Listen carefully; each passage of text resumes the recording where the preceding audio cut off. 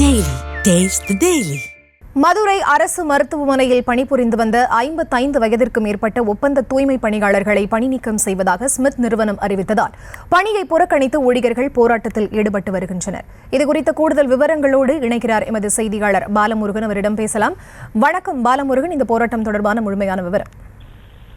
நிச்சயமாக மதுரை மாவட்டம் கோரிப்பாளையம் அண்ணா பேருந்து நிலையம் உள்ளிட்ட பகுதிகளில் செயல்பட்டு வரும் அரசு ராஜாஜி மருத்துவமனை மற்றும் விபத்து பிரிவு உள்ளிட்ட பல்வேறு மருத்துவமனைகளில் கிறிஸ்டல் ஒப்பந்தம் நிறுவனம் மூலமாக கடந்த 10 ஆண்டுகளாக ஏராளமான தூய்மை பணியாளர்கள் பணியில் ஈடுபட்டு வருகிறார்கள்.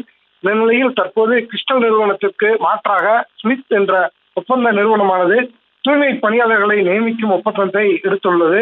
இந்த நிலையில் மதுரை அரசு ராஜாஜி மருத்துவமனையில் பணிபுரிந்து வரும் ஒப்பந்த தூய்மை பணியாளர்கள் 55 வயதுக்கு மேற்பட்டோர் பணியாற்றக்கூடாது என ஒப்பந்த நிறுவனம் கூறியதால் இன்று பணிக்கு வந்த தூய்மை பணியாளர்கள் பணிகளை புறக்கணித்து போராட்டத்தில் ஈடுபட்டு வருகிறார்கள்.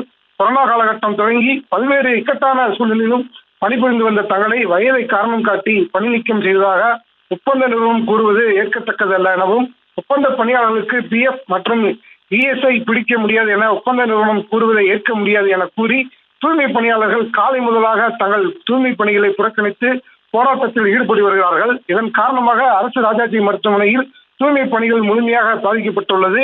போராட்டத்தின் போது ஒப்பந்த நிறுவனத்திற்கு எதிராக முழக்கங்களை எழுப்பியும் தங்களது கோரிக்கைகளை வலியுறுத்தியும் போராட்டத்தில் ஈடுபட்டு வருகிறார்கள்.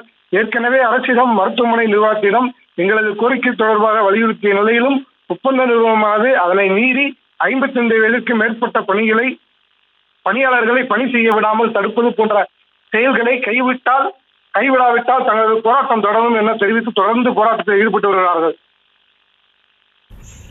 விவரங்களுக்கு நன்றி பாலமுருகன். Taste the Daily.